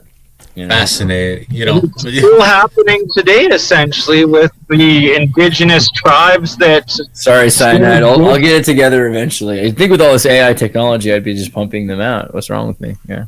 Like, we're basically almost space-going civilization, a very technologically advanced one, at least. So you have the urban space versus the tribal people still living in the jungle off the land with no contact, right? Like, you got the same extreme, essentially, of Stone Age versus technologically advanced existing simultaneously in the world today. Totally. Yeah, but the tribals have like a psychedelic technology. They have psychedelic. Well, we're creating AI as a replacement for that psychedelic experience. Video games, AI, like these are trips basically. They're the drugs of the future will be closer to machines than and vice versa. Like the machines of tomorrow will be closer to drugs. I feel so bad because I don't even remember where we were when Kurt got excited and had an answer. Do you have an answer? Meritocracy. Meritocracy, Kurt. You went like that. How do you feel about meritocracy, Smile. Kurt, as opposed to democracy? That's what I asked. Well, we've tried to incorporate both in a way. Like when you look at statistics of what percentage of presidents have served in the military, it's pretty high. I think it's actually the majority of presidents that have done that. For example, when you have the pipeline of Harvard being business leaders, that percentage is insanely high. We do have elements of a meritocracy in our system right now, and as far as like how functional that's been, well, I think that's also a matter of debate, because we have a lot of converging elements we got going on here, and Yeah, I think a lot of us do understand there are a lot of flaws with democracy. Like a lot of us have an emotional attachment to democracy because that's the way we are indoctrinated. Like, yeah, democracy, it's just the system we've had for a while. But like, it's clear that, for example, like, yeah, we have a lot of flaws. We're tired of it, and the thing is, like, a lot of people can't. Right. Yeah, a lot of people can't connect the dots. Like, if you have democracy, that's what leads to cyclical inflation as well. When you have a monetary system you need to have a flexible monetary system in order to make everyone happy. When you have voting power, you can vote to give for financial things to benefit you, which isn't necessarily fair to everyone else, but you have a control over that tax pool. And so in order to try to make everyone happy, they try to make the monetary currency flexible with fiat. And so you'll get endless inflationary cycles when you have that happen. We had it happen in the 80s, and then flash forward 40 years later, it got pretty bad just in the past couple of years. And it's like, oh, why did that happen? The real answer is democracy. That's why it happened. Well, but so it seems almost impossible to backtrack and try to get on any sort of a standard or inflexible currency because, like, we can't expect our government to ever like be actually responsible with their money. There's so many things you could mention about it. It's like, if you go and you buy things like treasury bills, why do you make interest money off of treasury bills? The reason is that the money you make off of interest in treasury bills, that's paid for by the taxpayer. You're actually making money off of taxpayers, and treasury bills are only sold because the government cannot manage money. They sell those bills to raise short-term money because they have budgeting issues to raise money for whatever useless bullcrap they need. So it's smart on the people that buy the treasury bills. The fact that they're even there is like, wow, how stupid are we actually running things here? So it's just, that was just meant to emphasize the points I'm trying to make. It's just there are really bad parts to the system. I love that lady. I don't even know who she is, but she looks so colorful, and she's everyone we know, bro. She's the heart in everyone's song. So. I can't stand the makeup. I can't. Well, it's complicated for me because I'm an anarchist who believes men should be punished. It's so ridiculous for their crimes against the world. But I do find them very attractive. I mean, this could be anybody. This could be this is everybody. This would be all the contradictions. Just at least she's honest about the contradictions. I'm a fan. It. I also have like from Mars Attacks. That's good. No, I don't think so. I also have a public service announcement. 1 in 5 teenagers will experiment with anthropology. People watching is the gateway to anthropology. I found a troll in your room. We need to talk. Boaz, Miad, Godal, what kind of crowd are you running with? I have learned participant observation by watching you. Your daughter is using cultural relativism again. Know the warning signs of anthropology. My favorite is, I learned participant observation from watching you. Yeah, this in and of itself is actually all you need. That's a good point. So the point is, like, be careful with your kids and don't let them study other people, I guess, right? That's like pretty much what normal advice is. Well, if everyone's made the same, then it becomes obsolete, right? So yeah, but if all things are permissible, I don't know. Crabs keep evolving, bro. Then 5 groups of big stations. Crabs take the stage, it's being observed. Whatever happened to the crab people of the freak shows of the 1800s? They're underground, but they're still around. They evolved. Crabs evolving. Are you doing the crab dance? I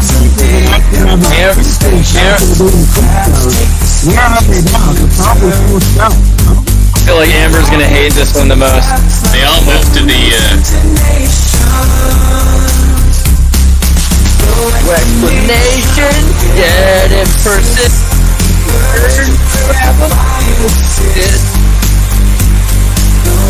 All right, fair enough. Gotta do the crab people thing, right? There's like, it makes you want to Jesus, doesn't it? No, not much there. A little too much MK Ultra in that one, maybe. That's okay. Yeah, you sprinkle it well. You sprinkle it well. Everyone was a tropical crab dancing. Just house. a Does anybody else feel like eating lobster now?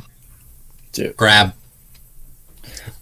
You don't. Eat some sea bugs. Send me your links real quick. I'm gonna put them up on the screen. Let me start with Terrorisk. I have his up the fastest. To grab.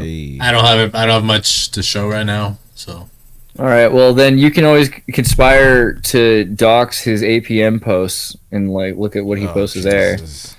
Terrorisk though, doing some amazing stuff. Checking him out. Here I am. Look at that.